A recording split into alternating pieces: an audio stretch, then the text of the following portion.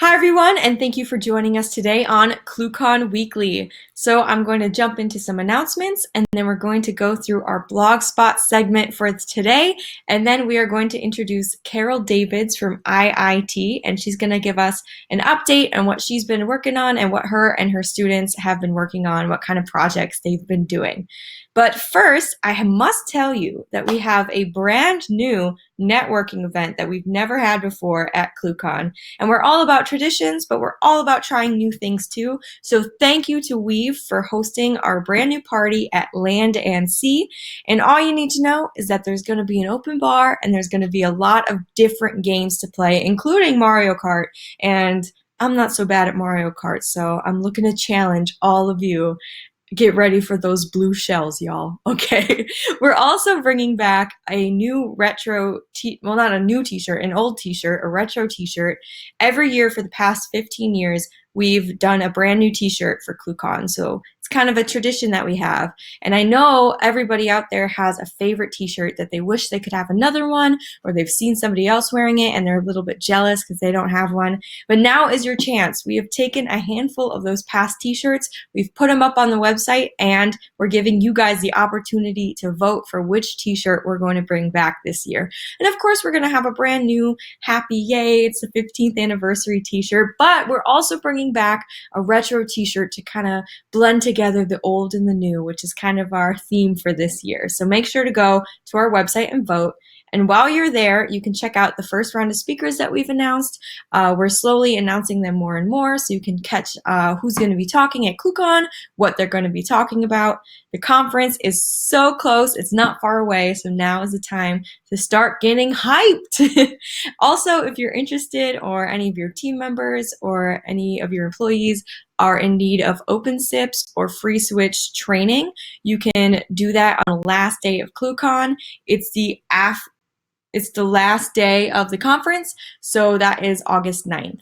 And so that's all the announcements I have for today. But before we introduce Carol, we are going to go into our Blogspot.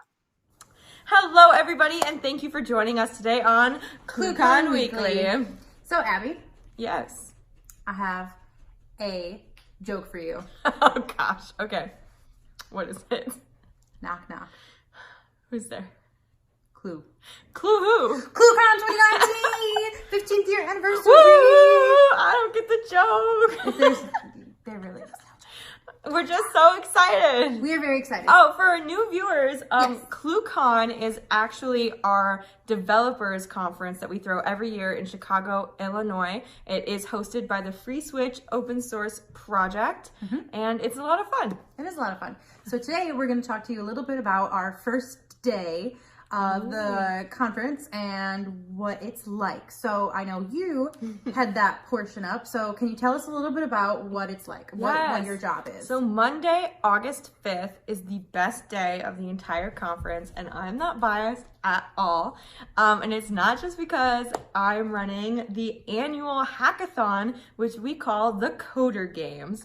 And I think it's a lot of fun because it's like there are challenges for like every skill set. There's 4 different games, and you could have no coding experience at all and have fun. Or you could be someone who maybe wants to learn and can do a little learning about a little bit of coding. Or if you're a master developer, we have challenges for that as well. So I think it's a lot of fun, and we're also planning something kind of goofy this year, and I think it's gonna be a big hit. I got a good feeling about it. Oh. Well, can you tell us, do you know what the challenges are going to be yet? I do. So we've been doing the hackathon, the Coder Games for about, I think maybe this is our 4th year, but we kind of revamped everything last year to make it kind of a big event instead of kind of a standalone kind of thing. So it's a really great place to like meet new people, or just like kind of work on something with maybe friends you already have, or kind of like, it's a really great place to like casually network where you can all like build something together. So yeah, this is promo for our next blog spot about why it's great, why ClueCon is great, specifically if you're an introvert. Oh, that's true, because be looking out for that. We got all the pro tips, the insider info. But okay, on yes. promo. Yes. So my favorite challenge that we're gonna have is we're gonna have Mario Kart. So that's not really a challenge, but I know it can be a little tricky meeting new people. So this year we're having kind of like an icebreaker Mario Kart tournament. And you can win actual prizes from this. So we have great prizes. Definitely, really fun prizes. I think we'll count it as the 5th challenge because you can win prizes. So is that part of the Coder Games or is that something separate? So it's part of the Coder Games, but it's not, it has nothing to do with coding. Okay, it's kind of fair. like a fun way to kind of maybe meet people and join a team. Anyone can do it. We'll probably have it in our Signal Wire Lounge, which is kind of where people go out and hang out and work and talk and chat. And we have some parties in there later in the evening. So I think that's where that will be. So our first official challenge is actually called Free Cycled Hacks. And it's like a life hacks kind of spin-off. So I know we've all seen those like weird life hacks that like aren't useful at all. So we kind of made a game out of that. So we have just tables, like 3 tables full of just like household stuff. Oh yeah, there's tons of stuff. Tons of stuff. My favorite thing from last year of these items was this giant school eraser, like the pink ones that you used to have, but it was like huge. But yeah, the tables are filled with stuff. Yeah, all kinds of stuff. Pinwheels, like wood, hot glue. We got soldering gun. We got all kinds of stuff. So then I won't tell you what the challenge is yet because I'm not quite sure. You have to be there to see. You have to be there to see. But for example, one year the goal was to move a ping pong ball at least 1 foot in any direction. And the point of that challenge is like to get as creative as you possibly can and build a machine where you can move this ball without touching it. And at first, a lot of people were like, oh, that's too easy. I can do that. And I was like, yeah, you can do it, but can you do it creatively? Yeah. And there were a lot of different entries, which is why I thought that was like such a fun challenge. Like somebody built like a roller coaster out of like yeah, I remember that. And, like lit up. It was the neon, not neon, but like the crack sticks. Why can't I think of what glow sticks? Glow sticks. That's it. Yes, cool. That was cool. Someone built like a gun that like shot the ping pong ball. Someone built like a wind up car. And this is all out of the household objects. So you can actually see those on our Facebook channel if you want to go check those out. Yeah. And speaking of cars, actually, our next challenge is called the Maker Challenge. And that's more of like a traditional like maker kind of thing. And last year we were like, oh, you could just make any dumb object smart using an Arduino board. But this year, and there's actually really cool entries on that too. Actually, one more anecdote, one more segue. We actually last year had the coolest entry. I know. I think I know what you're talking about. Oh, you know what I'm talking about. Do you want to tell them? No, go ahead. Okay. So they made an automated bar, like a robot bar that like served you like 4 different drinks, and all with an Arduino board. And they had like different pumps like going into the soda and the liquor, and you could press the remote and order like a Long Island iced tea. It was really cool. And it would just like do it all for you. So they definitely won a good prize. Yeah. But this year we're actually going to be making self-driving cars and having like a little bit of like an obstacle course race. So I'm really excited about that. I think people will really like that. It's like a unique kind of thing. Yeah, it is. Yeah, and it's fun. And I think we'll also like bonus points have like, have you guys ever seen like a rubber ducky race where it's like in the lazy river and they'll put the rubber duckies? Yes. And like whoever's ducky, well, since they're self-driving cars, if we put it in a box, some of them will get turned around when they like sense the other car. And like whoever's car gets to the end, I think they'll get a fun prize. I like that a lot. Yeah, that'll was just make luck, it but a little bit harder, I'd say. It's fun. But yeah, it's fun. So that's our second challenge, right? Do we have a third? We do. So our third, we're shaking it up this year, but our third is like a game show kind of game, which I think is really unique to ClueCon, because once again, it's just like a really fun environment. Like it's a place to really like relax. There's not a lot of pressure. You're with like your peers. Like most of the people there are coders, and they're surrounded by other coders. And it's not like you're not hearing sales pitches all day. No. It's not salesy. No one's trying to push their products on you. Most people are in a t-shirt and jeans. Yeah, it's very laid back and very chill. So I think this game really goes along with that. So last year we had Man versus Machine. Oh, I remember that. Yeah. And it was 2 people go up head to head in a coding challenge, and everybody would watch them and cheer each other on.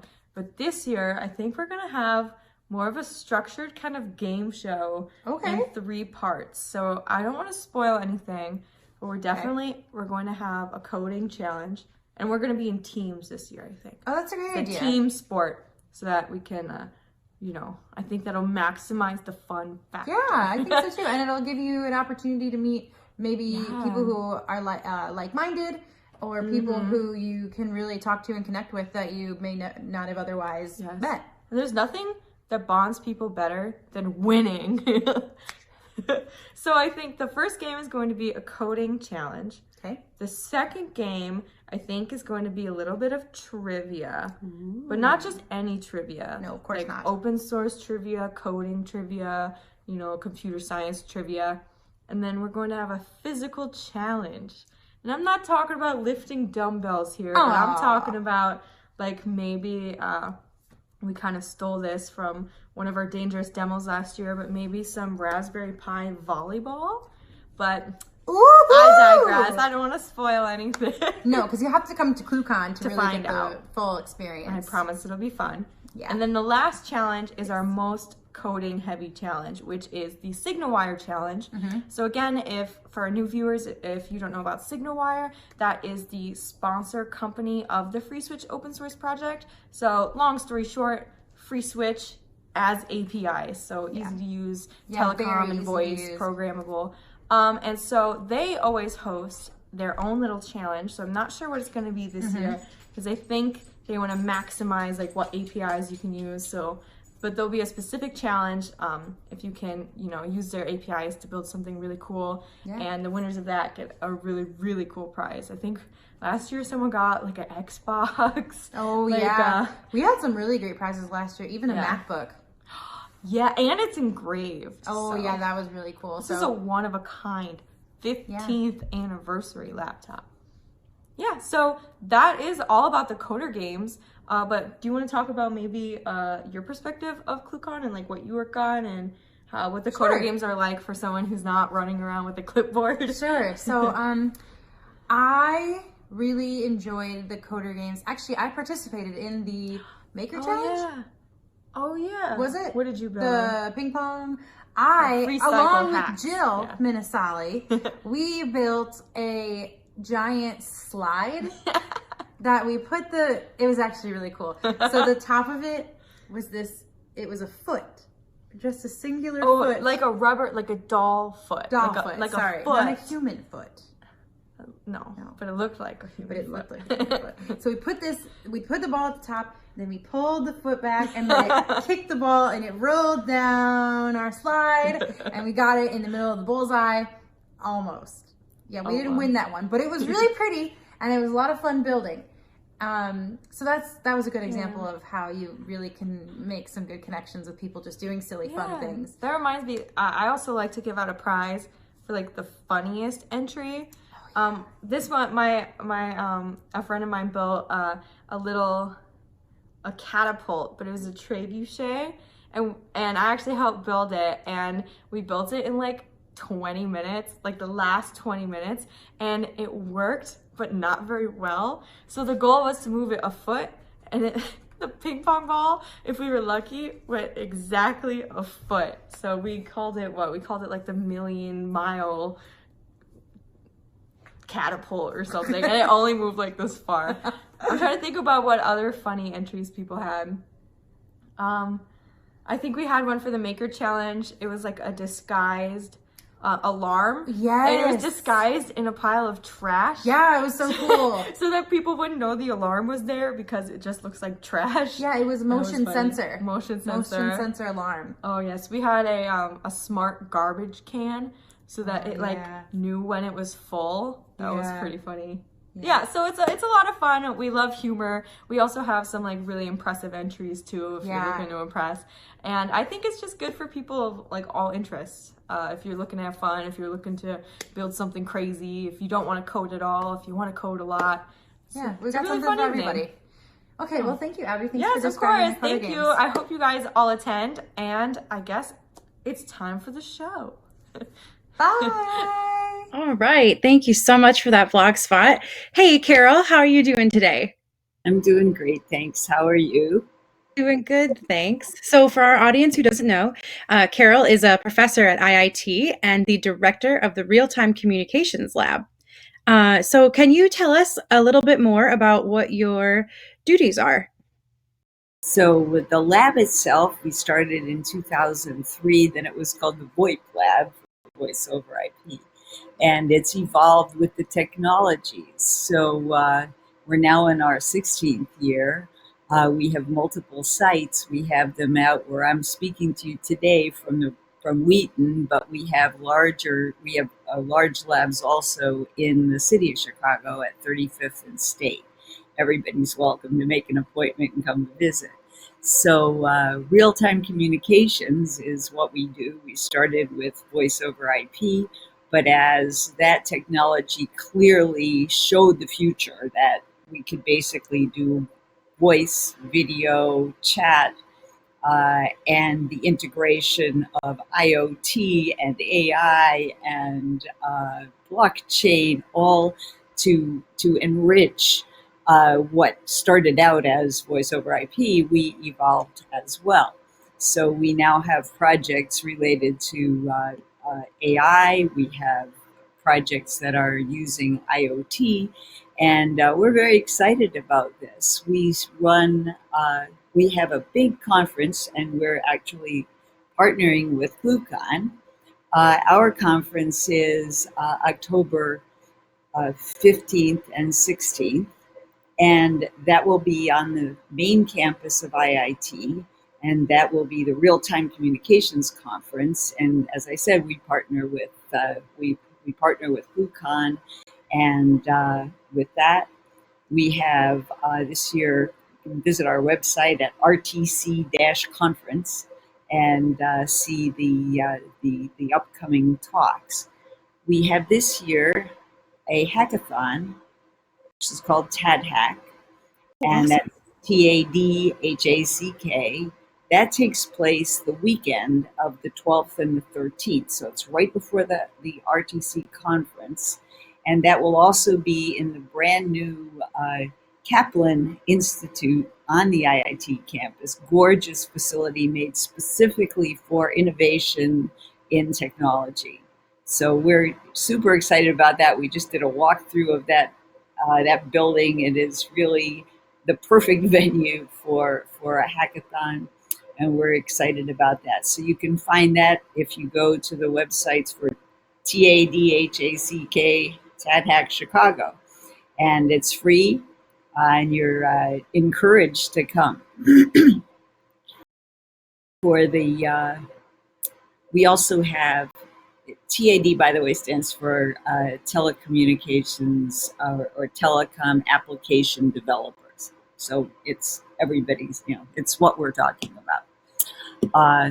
So please have a look at the conference websites. We're also building our speakers and our keynoters, so you can watch for that week by week. Now, for the school, we do project-based work here, and IIT is really known for and pretty much a leader in the idea that we're an academic community. We are, however, very focused on the application of our academics and of our scholarship on the solution of today's problems and challenges.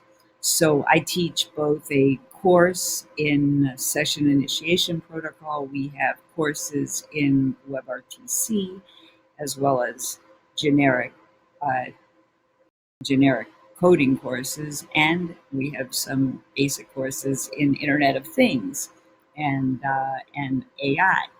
Specifically, we also have these things called iPros, which are project courses, and they're for undergraduates, interestingly. And every undergraduate IIT has to take two of them. So they have to select from interesting projects that professors, including myself, will propose.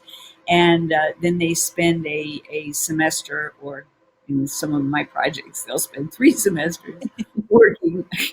These projects can't end on a frequently can't end on a semester edge. Right. So, and that's actually true in real life. Very rarely does your project end after 3.5 or 4 months. Right. And so we have fun continuing them into a following and a following. But these iPros are industry and interdepartmental, and they bring the student in touch with a challenge or a project that needs to be done in the world today, and it allows them to use the tools that they've been learning and also to learn new tools that they need to learn in order to solve these problems. So we have a big project that's been ongoing now since 2017 to discover the indoor location of an emergency caller who uses a smartphone. And, yeah, and that we continue to evolve that, developing it to the point where this year we plan to develop a a dashboard or a interface that will allow hackers to use our solution to develop other interesting solutions. And that's, I hope I can get a little chance to talk more about the development of that platform, the development of that. Yes, please. Yeah, yeah, because that started out very specifically. If I can just Yeah, continue. please. We'd love to hear about that. Absolutely. Yeah. So we've spoken about it several times, and it continues to evolve. And so I want to talk about where it's gotten to, and also the kind of work that we want to do in the next period. So this project started out when T-Mobile approached the university and said, we are required by the Federal Communication Commission to come up with a solution for finding people who are calling for emergency services using their cell phones in a tall building. And there's no way we can find people within them because GPS is not reliable inside Right. buildings. Like GPS isn't that reliable inside of downtown Chicago. It could Right. be by a block or two, and it only gets worse when you're inside a building. Especially a So, tall one. especially a tall one, yeah. And you can get literally told that you're in the river, or that Right. or you're the next block, or you're around the corner. So this was a challenge. The Mhm. Federal Communication Commission actually mandated all the big cellular carriers that they had to find a solution, and they were specific. It had to be based on Wi-Fi access points and uh, IoT, so Internet of Things beacons and sensors in some way. They didn't know the answer, but they knew there was an answer out Yeah. there. And so T-Mobile, which took the initiative and came to us and said, "Could you do a proof of concept?" So we did, and our proof of concept was based on Wi-Fi access points, and that happened in 2015. Mhm. 2017, we got a solution and we demonstrated and it worked. And then we moved on and said, wouldn't it be even more exciting to work on Bluetooth, Oh, uh, yeah. right? So Internet of Things, increasingly, there are buildings that are already smart enough. That is, they already have Bluetooth, low energy, or Zigbee Mhm. that they have some form of infrastructure already in place.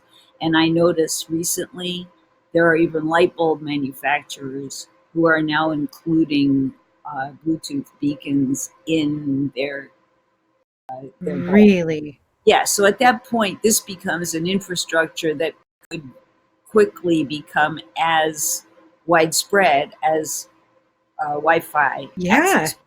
I mean, Wi-Fi access points are already in most buildings. In the next few years, it's likely that there will be more and more things like lighting fixtures Yeah. that include that include Bluetooth, or other types. But I focus on Bluetooth because that's what we use. Sure. But include Bluetooth low energy beacons. So the the what we did, and the logic is the same. Whether you use Wi-Fi, whether you use Bluetooth, the logic is the same. You need to map the building, so you need to work with the building owners, whoever owns Hmm. the schematics for the building, and then you either, if there are Wi-Fi or Bluetooth already there, you simply put dots on your map. So there's a lot of mapping. There's some knowledge you have to have of digitized mapping systems. My Right. students, however, do this very with facility. So Yeah. you get your digitized maps and you place dots on those maps and you identify the XY coordinate in the floor. Hmm. So if you're in a tall building, if it has 10 stories, you have 10 floor maps, and you're able to identify where your stuff is, where your beacons or your access points are. Hmm. Having done that, then you have to also write an application for a smartphone, which we've also done, which here's how it works. I'm in the tall building. I need to call for emergency support. I basically push the button on our application, and the phone then scans for beacons or scans for access point signals. But just say generic, let's just talk about the beacons because that's what we've been working on since 2017. Scans for them, takes up a set over, say, a 5 or 10 second interval Hmm. of every beacon that it received a signal from and the strength of the signal that it received. Because the strength is associated with how far away it is. Right. Sends this up to uh, the back end of our database in which we've stored all the mapping information. We run an algorithm of which we're extremely proud and we haven't yet published anywhere. We run this algorithm and we're able to identify the floor and the XY coordinate on the floor of that person. So there's lots of work that we could still do with this, but right now we can return that to the phone, which then either using WebRTC or using SIP is able to then send the message, including the location, through to whatever emergency operators you may have. So right now, there are standards that would allow emergency services calls to go over the internet using Hmm. WebRTC or using SIP. They're not mandated, and there's no financial bribe, and there's no basically carrot or a stick. In other Right. words, nobody is saying you can make $1 million if you do this, and nobody is saying, and if you don't do this, I'm going to fine you $1 million. Right. So with neither of those two things, it is not yet immediately obvious that the local public safety answering point is going to be able to directly get that call. On the other hand, today, if you're running a campus like IIT, you have your own emergency operators who could get Right. that call, and you could set that all up on WebRTC. We did that. We built a WebRTC public safety answering point, so this whole thing flows through. That's So awesome. yeah. So this has been very engaging for students and faculty Yeah. for several years. So right now, what we want to do, we have the algorithm, and we built a whole bunch of necessary support applications. Like, what if somebody maliciously took one of our beacons off of the 3rd floor and put it in the basement, and took one from the basement and put it in the 3rd floor? Yeah. algorithm would not give a good result because it's based on the power in the signal and knowing where this is supposed to be. Right. So it's supposed to be on the third floor, and I'm getting like a negative, a very, very, very, very low power, and I'm on the third floor. My algorithm is going to not give a very good location for it. Right. So we built supporting systems that could tell if it had been moved. And we built supporting systems that would allow you to set up your infrastructure. We did a lot of stuff, all of this in the context of people learning Java and JavaScript and IoT. Now, this summer, we have a student who's working on, could I improve the location if I used artificial intelligence and really if I used big data methodologies, machine learning. So we have a little research project going in that area, and goes on and on. This is one of those projects that never ends. This is one of those things that you're not going to finish in a semester. That's great, but you can take little chunks of it. You Right. can take chunks of it, and what I'd like to see us do, and what we're going to plan to do in the fall, is take the back end servers, because we have APIs written there, Mhm. and take the structure of the database and the APIs themselves. And what we'd like to do is make a dashboard that would allow a developer in a hackathon, for example, or just a developer in their home office or Mhm. at work, to say, I bet I could think of a new, exciting way to use this. And then it would give them an in to it. So they don't have to go through what my students go through now, which is they learn the whole system from the bottom up. Right. I have a project that I think would be very useful here. If you're a first responder, you could carry a variation of our application on a mobile device of some kind. It could be a wearable, even something that you could push the button. So I'm a first responder. I have already been sent to rescue you because my infrastructure actually pinpointed your XY coordinates on Right. that floor. So I really know where you are, and I've gone there because the operator has told me, go to the third floor, go to the west side of the hall, and this person in a closet or wherever they are.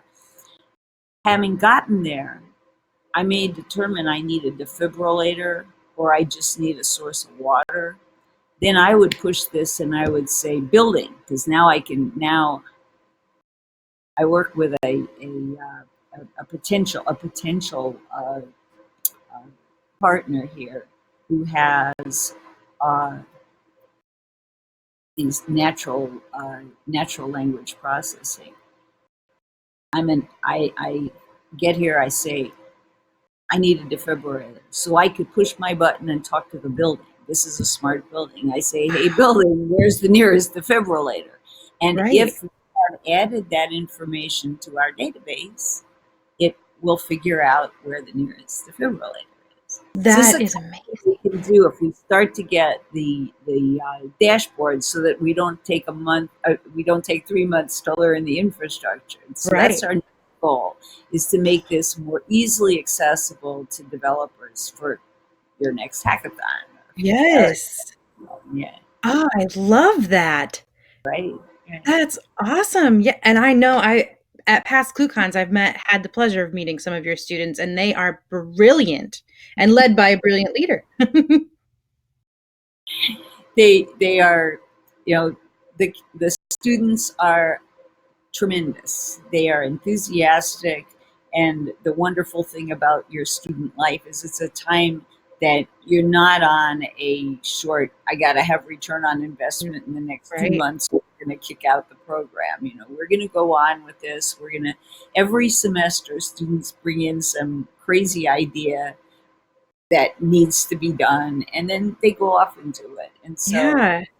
How lucky are they that they get to come in with their dreams and then do it, That's right. That's right.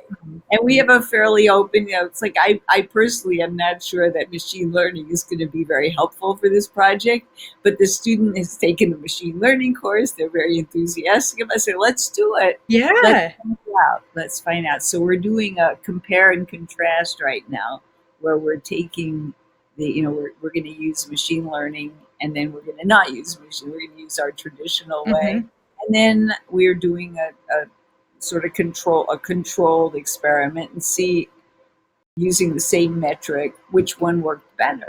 Is there a real improvement from using machine learning? So, we can try out things that perhaps in the financial environment wouldn't be financially viable, but we're viable in the lab. We have Right. behind me all this crazy infrastructure, Yeah. rooms, and we have whiteboards, and we have the time to follow these interests. Absolutely. Yeah. Absolutely. But we Well, really thank you. love working at ClueCon because we meet a bunch of people even a couple of years out of college, Right. or 50 years out of college, and get the give and take. So it's really, really important to have, I think, the face to face. I mean, I'll never forget last year's ClueCon when somebody wrapped a SIP server in bubble wrap and Yep. started blowing it. Yeah.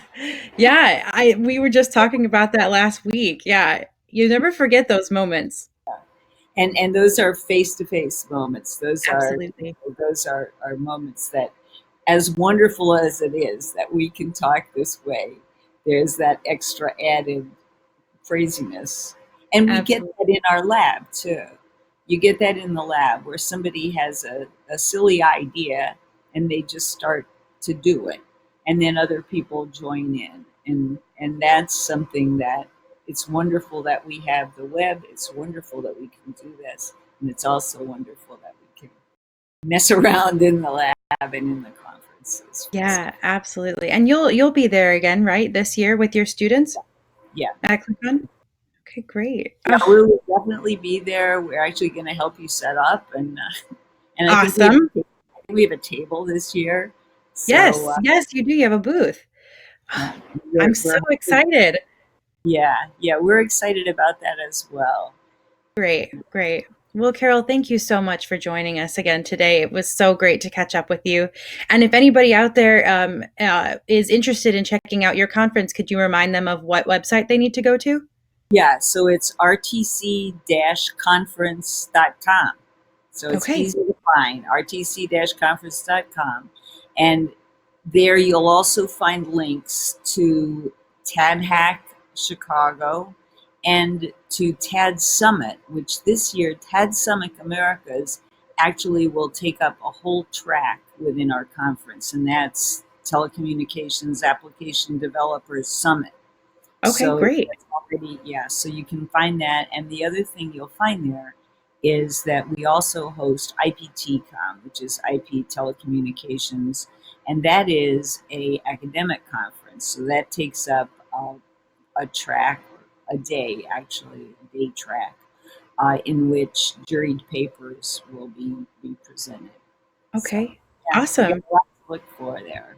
Yeah, absolutely. Well, thank you again for joining us, Carol. And if anybody out there has any questions, you can go ahead and put those in the comments under the description of the video, and we'll get those over to Carol to answer. Thanks again for joining us, Carol. Madison, thanks a lot. It's been a pleasure. Thanks for watching ClueCon Weekly. Don't forget to give this video a like and a subscribe. And while you're at it, make sure to go and follow all of our other social media channels. We'll see you right here next week, same time, same place. And catch you at ClueCon.